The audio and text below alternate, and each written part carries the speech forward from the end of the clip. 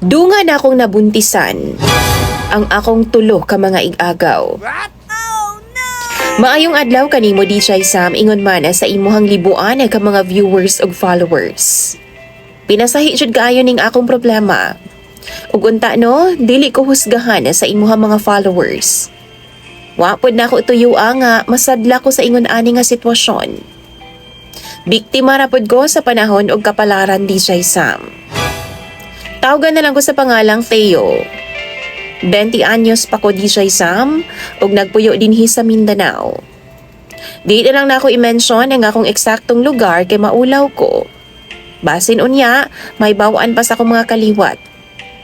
Mapakaulawan pa mi DJ Sam. Gipadako mi nga suod kaayo sa akong mga igagaw. Labi na sa akong ate Mona. Gani DJ Sam no, dunay mga higayon nga magtapad ramig tulog sa usa ka kwarto kung dunay okasyon.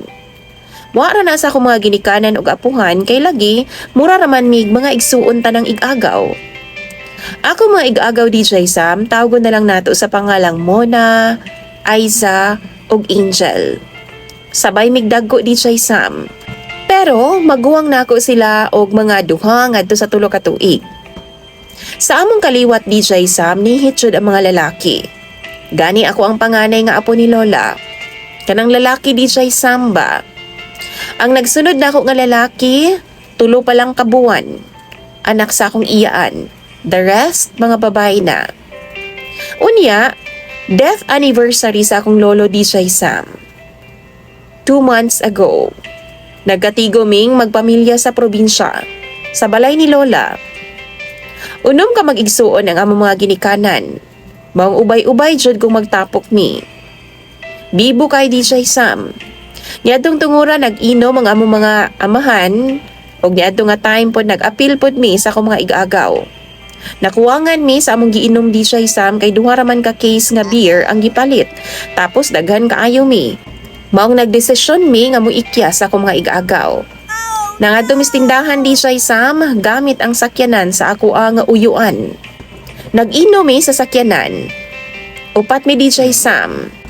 Ako ug ang akong tulo ka mga igagaw nga babay. Niadtong higayuna gipark na mo una sa bakante nga balay. Atubangan DJ Sam. Kadto nga balay gibiyaan kadto sa igsuon sa akong lolo. Gubaon na gani kaayo DJ Sam ang mingaw na kaayo. Dito mi nagpark sa tugkaran. Inom to sawa jud mi DJ Sam.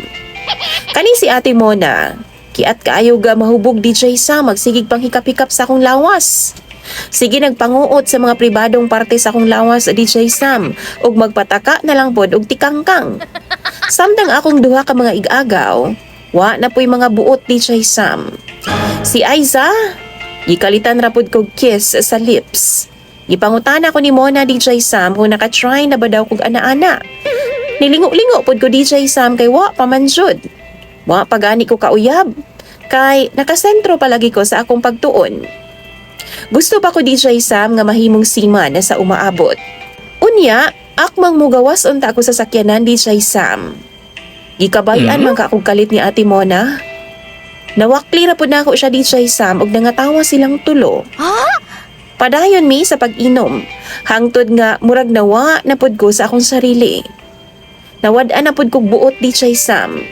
Na-remember na lang nako no nga nanulod mi sa bakanteng balay o gibuhat namo ang di gidunta ang ngayang buhaton. Mag-igagaw mi DJ Sam ha? As in mura ra jud big mga igsuon. Nadalang jud mi sa kahubog. Parehas naming mga hubog ni adto nga time DJ Sam. 3 AM diyang nabatikwas mi ug nakuratan sa nahitabo. Nakahilak pa gani si Aiza DJ Sam sa kahadlok ug kabalaka tungod kay wa jud daw siya kasayod sa iyang gibuhat. Nangayo na lang pod kog sorry sa ilaha DJ Sam. Pero wa nay mahimo kay humana naman na magbuhat ang tanan. Dayon, na mauli na mi sa balay ni Lola, kadlawon na. Mingaw na ang tanan ug nangatog migbalik DJ Sam nga daw sa wala lay nahitabo. Pagkaugmaan na, grabe gyud ang guilt nga akong gibati. Ug dili gani ko katanaw straight sa akong mga igagaw. Hangtod na mauli na lang mi syudad DJ Sam. Abi kog didto na mahuman ang tanan. Abi kog makalimtan na namo ang tanan. Abi kog kaya ra na akong ilubong sa limot ang tanan. Kana bitong ilang giingon nga charge na lang sa experience ba. Pero last week lang di siya Sam. Mi contact ang tulogin nako ka mga igagaw. Nagpaybaw sila sa ako di siya Sam nga buntis daw sila. Ug syempre, wa may laing naglabot nila kundi ako lang daw. Pareha sila di siya Sam nga naghilak sa GC.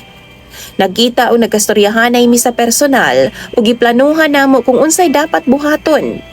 Pero wa pa jud ko'y mahuna-hunaan nga solusyon di siya Sam. Mura pa kog mabungog sa akong nahibaw-an. Naglibog ko. Isa pa no, naanapod ko'y uyab karon di siya Sam ug magduha na mi kabuwan. Di ko gusto nga mawa siya nako tungod kay mahal nako. Gawas ana no mapatay pod ko sa akong pamilya di siya Sam. Mao nang mangayo kog advice sa imuha mga viewers ug followers kung unsay buhaton ani akong sitwasyon. Sa among sitwasyon, unsa bay maayo ani nga solusyon? Na ay nagtambag na ako di siya Sam nga mulayas na lang daw ko ug dili na magparamdam sa ilaha. Or ipakuha na lang daw ang gibuntis sa akong mga igagaw. Sakto ka ni?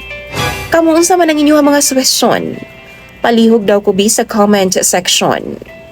Imong follower di siya Sam, Teo.